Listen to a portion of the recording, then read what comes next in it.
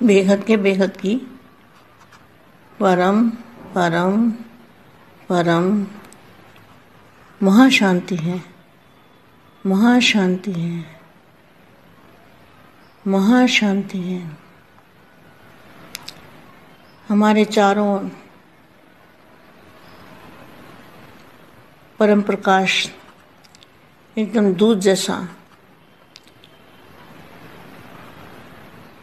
जैसा वातावरण, वायुमंडल बना हुआ है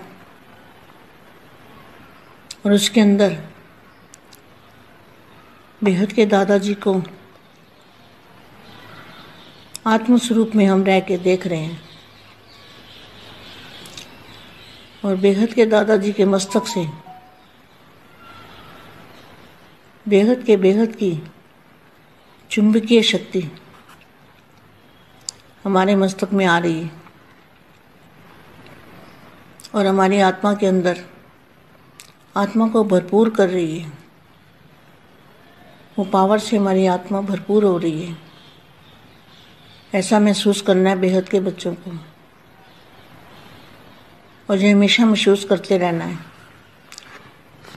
अब मैं आगे जो बताने वाली हूँ, ऐसे श्रेष्ठ तकदीरवान बेहद के बच्चे क्या है? श्रेष्ठ और तकदीरवान, सदा सर्व खुशियों के खजाने से संपन्न। खुशी का खजाना क्यों मिला है? क्योंकि जिस भगवान को दुनिया ढूंढ रही है और आप उससे मिलन बना रहे हो, तो कितनी खुशी होनी चाहिए। सदा खुश रहना है और सर्व को सदा खुश करना है।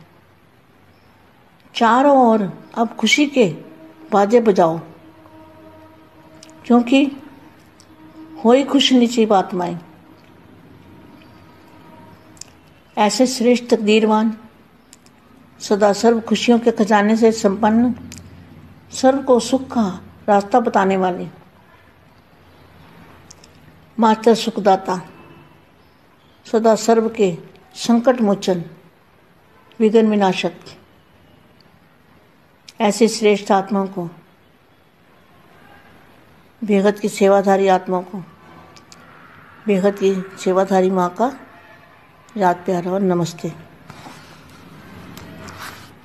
आज मैं ये बता रही हूँ, आज मैं ये पढ़ रही हूँ, जो वाणियों के अंदर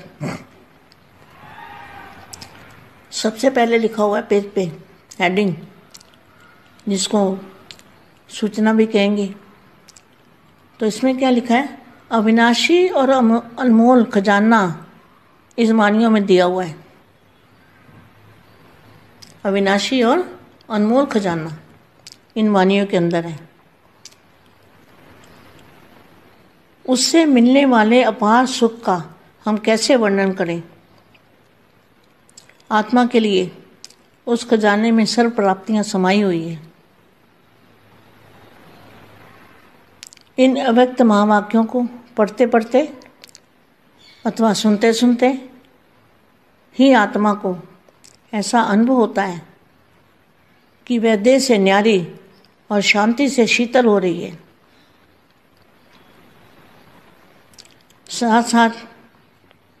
साथ ही साथ उसे यह भी अनुभव होता है कि उससे प्रकाश और शक्ति में वृद्धि हो रही है और वृद्धि होते होते उसकी स्थिति ऐसी होती जा रही है जिसमें उसे एक अनोखा हर्ष, उल्लास और दिव्यता का अनुभव हो रहा है।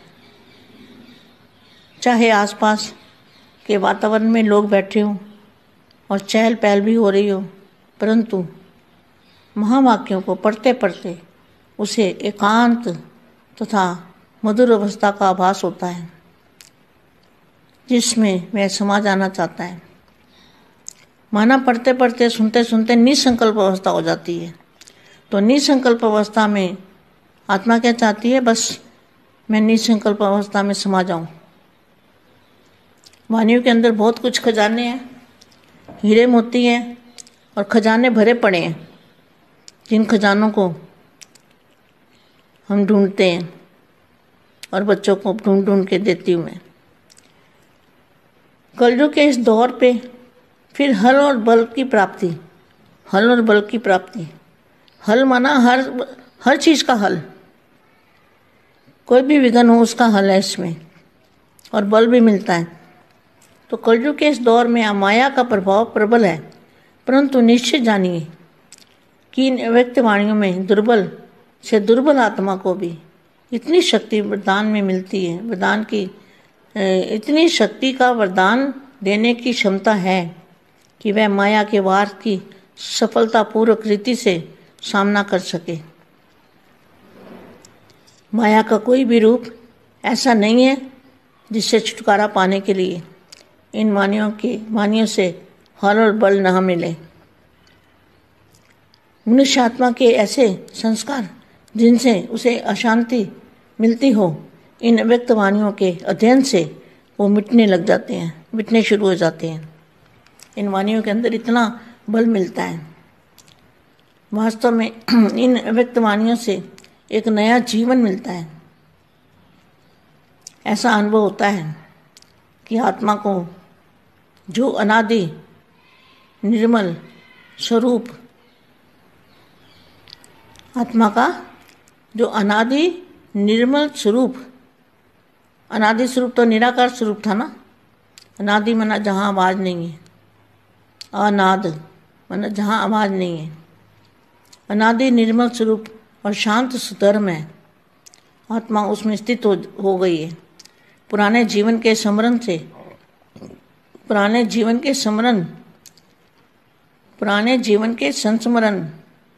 संस्मरण ओझल और अतीत में विलीन होने लगते हैं और नए स्वर्णिम सुमधुर स्वच्छ जीवन के स्मरण उभरने लगते हैं और आत्मा को ताजगी, तल्लीनता और तृप्ति मिलती है। इन वाणियों के अध्ययन से इतनी बड़ी प्राप्ति होती है। अब आगे क्या लिखा है? विशेष बात तो यह है कि मन को ऐसी संतुष्टता का अनुभव होता है कि जीवन सफल हो रहा है और दूसरों की सेवा का सुपुरुषार्थ हो रहा है। उदाहरण के तौर पर एक वाणी में अव्यक्त संकल्पों द्वारा विश्व की सेवा करने की प्रेरणा मिलती है। उसका दूसरा तरीका भी बताया गया। स्पष्ट है कि यदि हम ऐसे पुरुषार्थ में लग जाएं जिसमें दूसरों का जीवन बदल जाए, संकल्प बंद हो जाए, तो एक बहुत बड़ी प्राप्ति हो सकती है और उन्नति हो सकती है। दूसरों को शांति एवं शुद्धि देने रूप सेवा की आशीर्वाद भी मिलती है और यही अंतवाहक अथवा अंतवाहक शरीर धारण करने के बारे में बात कही गई है। यह अव्यक्त स्थिति तो राजयोग की एक बहुत बड़ी प्राप्ति है। अव्यक्त स्थिति, व्यक्त में अव्यक्त स्थिति धारण करने की शक्ति आत्मा को मिलती है और आत्मा एक उड़ते पंछी की तरह समृद्धि रूपी पंख के साधन से उड़कर अपने प्रकाशमय धाम में अपने परमपिता परमात्मा के पास निकट जाकर आनंद भोर अनुभव करती है। ऐसे जो महान लाभ देने वाली अव्यक्त वाणियाँ हैं, इन्हें बार बार पढ़कर मनन करने और जीवन में धारण करने की आवश्यकता है। यह आत्मा का सौभाग्य है, सौभाग्यशाली आत्मा है। वह आत्मा सौभाग्यशाली आत्मा है जो अपने मन, वचन और कर्म से इनके अनुसार बनती है। बेहद की परम परम परम महाशांति है, महाशांति है। महाशांति के सागर में अपने आप को बस चारों ओर महाशांति का सागर, यही देखो, इसी से प्राप्ति होगी। एनर्जी आएगी, शक्ति आएगी, बल मिलेगा और बाप को जाता। బేహద్ పరం మహాశాంతి బేహద్ పరివారమునకు ఆత్మిక సోదరి సోదరులకు బాపూజీ దశరథ్భాయ్ పటేల్ తెలుగు ఛానల్కు స్వాగతం. ఈరోజు బేహద్ మా తన దివ్య సందేశంలో బాపుని కలుసుకోవటం ద్వారా అపారమైన సుఖం, సర్వ ఖజానాలు ప్రాప్తి ఎలా లభిస్తుందో, తండ్రిని కలుసుకుంటేనే ఆత్మ లోపల వచ్చేటువంటి శక్తుల గురించి నటువంటి సందేశం హిందీలో ఇప్పటి వరకు మీరు విన్నారు. దానికి తెలుగు అనువాదం. బేహద్కే బేహద్ పరం పరం పరం మహాశాంతి హై, మహాశాంతి హై, మహాశాంతి హై. మన నలువైపుల పరం ప్రకాశము ఒక పాలలాగా తెల్లటి వాతావరణం, వాయుమండలం తయారయ్యి ఉంది అని సంకల్పంలో ఉండండి. దాన్ని అనుభూతి పొందుతూ ఉండండి. దాని లోపల బేహద్ దాదాజీ యొక్క స్వరూపాన్ని మనం చూస్తూ ఉన్నాం. ఆత్మస్వరూపంలో ఉంటూ బేహద్ దాదాజీ మస్తకం నుండి బేహద్ అయస్కాంతం యొక్క పవరు నా యొక్క మస్తకంలోకి వస్తూ ఉంది అనే అనుభవాన్ని చేసుకోండి. మన యొక్క ఆత్మ లోపల ఆ యొక్క పవరు నిండిపోతూ ఉంటుంది. ఆ పవర్ తోటి మన ఆత్మ భర్పూరుగా పవర్ఫుల్గా మనకు అనుభవం అవుతుంది. బేహద్దు పిల్లలకి సదా ఈ యొక్క అనుభవం అనేది ఉండాలి. ఇక నేను ముందు చెప్పేటువంటి విషయాన్ని జాగ్రత్తగా వినండి. శ్రేష్టమైన భాగ్యశాలి బేహద్ పిల్లలు ఎవరు? శ్రేష్ఠ భాగ్యశాలి అనగా సదా సర్వ ఖుషి అనే ఖజానాతోటి సంపన్నంగా ఉండేటువంటి వారు. ఖుషి యొక్క ఖజానా ఎందుకు లభిస్తుంది? ఎందుకంటే భగవంతుడు గురించి ప్రపంచం మొత్తం వెతుకుతూ ఉంది. మీకు ఆయన లభించారు, ఆయన్ని మీరు కలుసుకుంటూ ఉన్నారు. మరి ఇది ఖుషికి సంబంధించిన విషయమే కదా. అందుకనే మీకు చాలా సంతోషం సదా సదా లభిస్తుంది. సర్వులకి సదా ఖుషిని పంచేవారు మీరే. ఎప్పుడైతే నలుమూలల ఈ యొక్క ఖుషి యొక్క డంకా బజాయిస్తూ ఉంటారు, అందరూ కూడా ఖుషీగా వాతావరణం నుండి పొందుతూ ఉంటారు ఖుషీని. ఇలాంటి శ్రేష్ఠ భాగ్యశాలి ఆత్మలు సదా సర్వ ఖుషి ఖజానాతోటి సంపన్నంగా ఉండే ఆత్మలు, సర్వులకు సుఖము శాంతి యొక్క మార్గాన్ని చెప్పేటువంటి మాస్టర్ సుఖదాత పిల్లలు, సదా సర్వుల యొక్క సంకట మోచన విఘ్న వినాశకులుగా ఉండేటువంటి వాళ్ళు బేహద్దు శ్రేష్టమైన ఆత్మలు, బేహద్దు సేవాదారి. ఇలాంటి ఆత్మలకి బేహద్దు సేవాదారి మా హృదయపూర్వకంగా ప్రియ స్మృతులు మరియు నమస్తే చెప్తూ ఉన్నారు. ఈరోజు నేను ఏదైతే అవ్యక్తవాణి చదువుతున్నానో దాని లోపల చెప్పినటువంటిది మంచి మహావాక్యము మీ ముందు చెప్పదలిచాను అంటున్నారు మా. అవినాశి మరియు అమూల్యమైన ఖజానా. అవ్యక్తవాణి అంటేనే అవినాశి ఖజానా, అమూల్యమైన ఖజానా. ఇది వాణిల ద్వారా బేహద్దు పిల్లలందరికీ ఇచ్చుటకు బేహద్దు ఆకారి బాప్ ఇస్తూ ఉన్నారు. బాపు దాదాలు మనకు అందిస్తూ ఉన్నారు. ఈ అవినాశి అమూల్యమైన ఖజానా కేవలం బేహద్దు పిల్లల కోసము అవ్యక్తవాణి లోపల ఉన్నవి. దీనితోటి మనకు అపారమైన సుఖము అనేది లభిస్తుంది. దాన్ని మనం ఎలా వర్ణన చేయగలం? ఇది కేవలం అనుభూతి పొందేదే. ఆత్మ కొరకు ఈ ఖజానా అన్నిటినీ కూడా ఇప్పిస్తూ ఉంటుంది. ఖుషి జైసా ఖురాక్ నయ్యే అంటారు కదా. ఖుషీగా ఉంటే అన్నీ ఆటోమేటిక్గా ప్రాప్తిస్తూ ఉంటాయి. ఈ యొక్క మహావాక్యాలు అవ్యక్తవాణిలను చదువుతూ వింటూ ఉంటే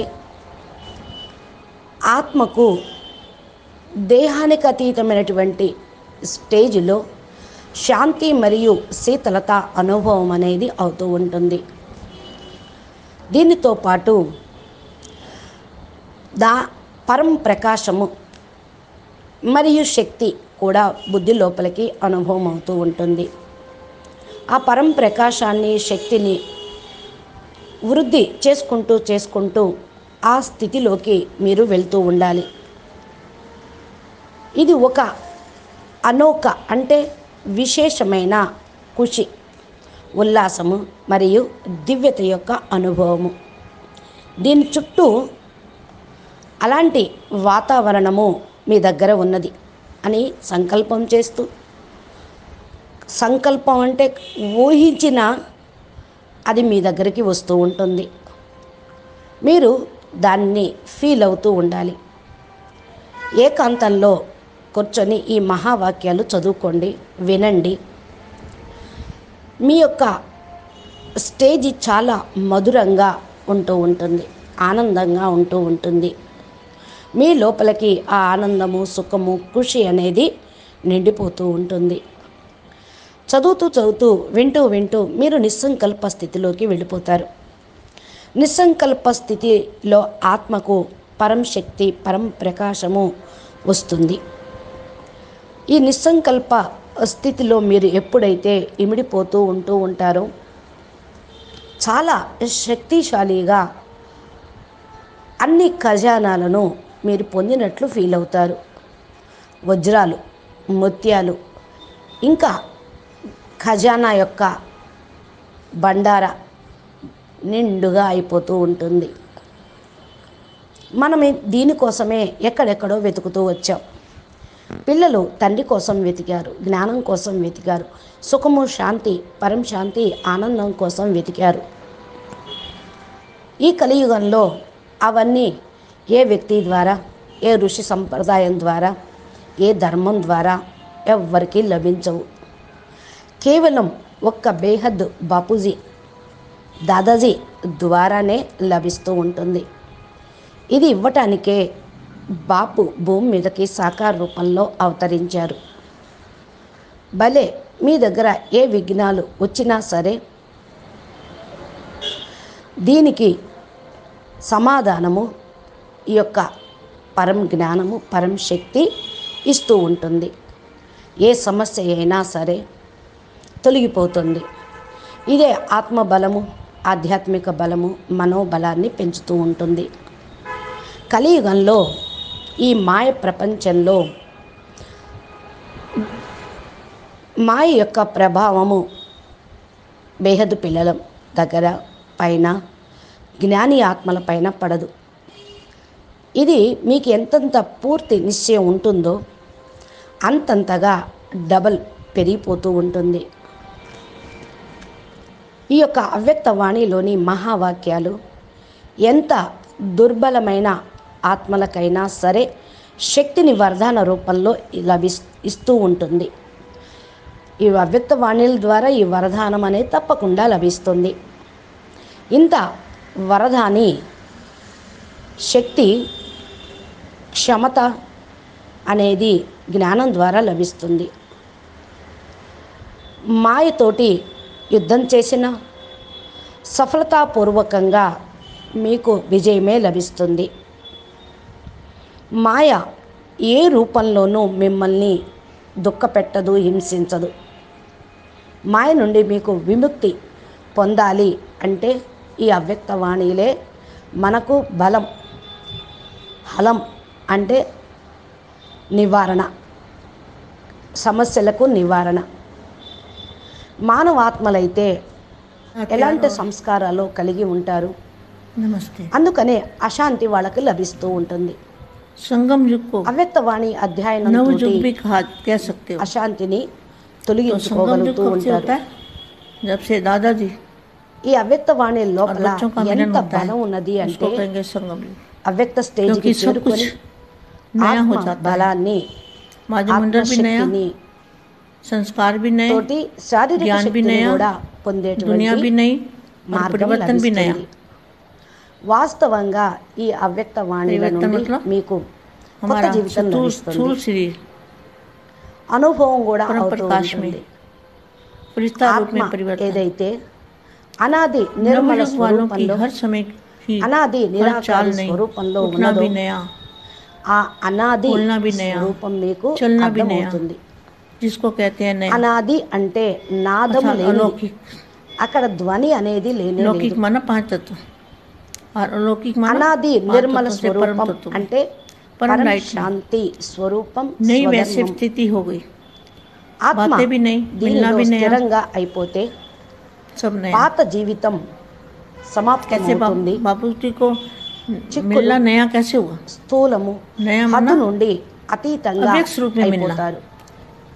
फरिश्ता रूप में मिलना, కొత్త స్వర్ణిమ हमेशा సుమధురమైన बुद्धि से స్వచ్ఛమైనటువంటి दादाजी को साथ జీవితం तो ये नया మీకు मिलना हो गया ना? లభిస్తుంది।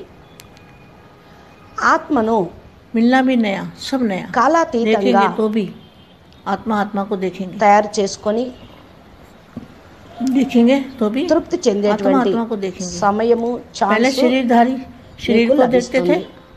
अब आत्मा को వాణిల देखते हैं। యొక్క అధ్యయనం తోటి तो पहले ఇంత संपर्क గొప్ప में आते ప్రాప్తి थे, ఉంది। तो कई ఇంకా అవ్యక్తవాణిలోనే आते थे। అవ్యక్తవాణి గురించి చెప్పారు। अभी भाई भाई की दृष्टि से ఏమిటి संपर्क అంటే में आते हो, अभी बाप के మీ साथी बन మనసుని गए। సంతృప్తి पहले लोग పరిచేది, की साथी थे, ब्राह्मणों की సంతుష్టత भाषा भी नहीं, గుణాన్ని తెచ్చేది, आपकी भाषा दुनिया वाले జీవితాన్ని नहीं समझ సఫలీకృతం सकते, చేసేది आपकी भाषा అవ్యక్తవాణి दुनिया యొక్క वाले పఠనం, नहीं అవ్యక్తవాణి యొక్క అర్థాలు। सिर्फ ये बातें ही भी बोलते हो ఇతరుల సేవకు కూడా कि भगवान आया है, మీరు तो పురుషార్థం भी आश्चर्य खाते हैं, దీని ఆధారంతో చేయగలరు। कहते हैं कि क्या बोलते ఉదాహరణగా हो, तो आपकी ఒక सब बातें नहीं అవ్యక్తవాణిలో సంకల్పాల इसलिए ద్వారా हर విశ్వసేవ దీని యొక్క अपने में ప్రేరణ మీకు भी లభిస్తూ नवीनता ला। ఉంటుంది। जो एक ఇంకొకటి सेकंड నేను पहले చెప్తూ ఉన్నా, अवस्था थी, స్పష్టంగా सेकंड नहीं, పురుషార్థం उससे आगे। పెరగటానికి किसी ఆధారమే को कहा जाता है అవ్యక్తవాణి। फास्ट पुरुषार्थ, దీనితోటే जो कभी चढ़ती మీ कला में, జీవితం పరివర్తన అవుతుంది, कभी ఇతరుల रुकती कला జీవితం में, కూడా మారిపోతుంది। उनको नंबर 1 पुरुषार्थी మీకు नहीं అనేక कहेंगे, రకాల ఆలోచనలు नंबर కూడా 1 पुरुषार्थ ఆగిపోతాయి। की निशानी है हर ఇది सेकंड, हर అన్నిటికంటే గొప్ప संकल्प ప్రాప్తి। चढ़ती कला। ఎందుకంటే సంకల్పాలు చేస్తూ ఆలోచనలు వస్తూ ఉన్న కొద్దీ अभी एक మానసిక सेकंड के స్థితి, बाद जो एक सेकंड ఆత్మిక पहले స్థితి, अवस्था थी, పవర్ दूसरे పూర్తిగా सेकंड అంతా డౌన్ उससे అవుతుంది। भी సంకల్పాలు आगे బంద్ అయిపోయినాయి चढ़ती అనుకోండి, कला, ఎనర్జీయే सदा కదా, आगे बढ़ते ఇది रहना। గొప్ప ఖజానా అన్నట్లు। ब्रह्म जीवन సంకల్పాల का कार्य ఖజానాని है बढ़ना और పొదుపు చేసేది, बढ़ाना। నిలిపేది కేవలం आपकी चढ़ती कला में అవ్యక్తవాణిలు। सर्व का भला, ఇతరులకు కూడా चढ़ती कला శాంతి तेरे శుద్ధి भाने सबका भला, ज्ञान तोटी, सूर्य उपजा अज्ञान अंधेर विनाश। సేవ కూడా इतने जिम्मेवारी है చేయగలుగుతారు। आप सबके ఇతరుల ऊपर। నుండి ఆశీర్వాదాలు కూడా మీకు పరిరక్షణ। లభిస్తాయి।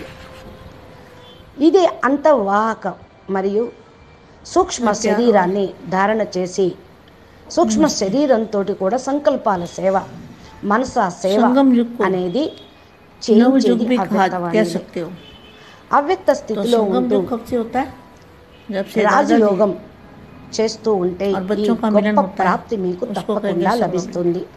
क्योंकि सब कुछ వ్యక్తంలో అవ్యక్త नया हो స్థితిని जाता ధారణ है, చేసేటువంటి శక్తి वायुमंडल भी नया, ఆత్మ కూడా లభిస్తుంది। संस्कार भी नए, ఆత్మ ఒక ఎగిరిపోయే ज्ञान भी नया, పక్షిలాగా दुनिया भी नई और परिवर्तन भी नया। స్మృతి స్వరూపంగా జ్ఞానము యోగం అనేటువంటి పరివర్తన రెక్కలతోటి हमारा సాధన स्थूल చేస్తూ शरीर ఎగిరిపోయే విధంగా చేసేదే परम అవ్యక్తవాణి। प्रकाश में తమ फरिश्ता रूप में ప్రకాశమైనటువంటి ధామంలోకి नवयुग वालों బేహద్దు की हर పరమపిత समय పరమాత్మ की దగ్గరికి हर चाल नई, उठना भी नया, చేర్చేది बोलना भी नया, चलना भी ఈ యొక్క नया, జ్ఞానం। जिसको कहते हैं नया। దీనితోటి ఆనందం अलौकिक। అనేది అనుభూతి అవుతూ ఉంటుంది। लौकिक माना 5 ఏదైతే तत्व గొప్ప లాభం और अलौकिक ఇచ్చేటువంటి माना అవ్యక్తవాణి 5 ఉన్నాయో तत्वों से परम तत्व में మాటి परम लाइट మాటికి में చదివి మరణ नई చింతన वैसे చేస్తూ ఉంటే स्थिति हो गई, జీవితంలో बातें भी नई, मिलना भी नया, ఇంకేమీ అవసరం అనేది ఉండదు। सब नया। कैसे आत्मा बापू जी को मिलना సౌభాగ్యశాలి नया कैसे ఆత్మగా हुआ? नया माना अव्यक्त रूप में मिलना, फरिश्ता रूप में मिलना और हमेशा बुद्धि से दादाजी को साथ रखना, तो ये नया मिलना हो गया ना। मिलना भी नया, सब नया। देखेंगे तो भी आत्मा आत्मा को देखेंगे, देखेंगे तो भी आत्मा आत्मा को देखेंगे। पहले शरीरधारी शरीर को देखते थे, अब आत्मा को देखते हैं। तो पहले संपर्क में आते थे तो कई भावना से आते थे, अभी भाई भाई की दृष्टि से संपर्क में आते हो। अभी बाप के साथी बन गए। पहले लौकिक साथी थे, ब्राह्मणों की भाषा भी नहीं, आपकी भाषा दुनिया वाले नहीं समझ सकते, आपकी भाषा दुनिया वाले नहीं समझ सकते। सिर्फ ये बातें ही भी बोलते हो कि भगवान आया है, तो भी आश्चर्य खाते हैं, समझते नहीं, कहते हैं कि क्या बोलते हो, तो आपकी सब बातें नहीं हैं। इसलिए हर सेकंड अपने में भी नवीनता लाओ। जो एक सेकंड पहले अवस्था थी, वह दूसरे सेकंड नहीं, उससे आगे। इसी को कहा जाता है फास्ट पुरुषार्थ। जो कभी चढ़ती कला में, कभी रुकती कला में, उनको नंबर 1 पुरुषार्थी नहीं कहेंगे। नंबर 1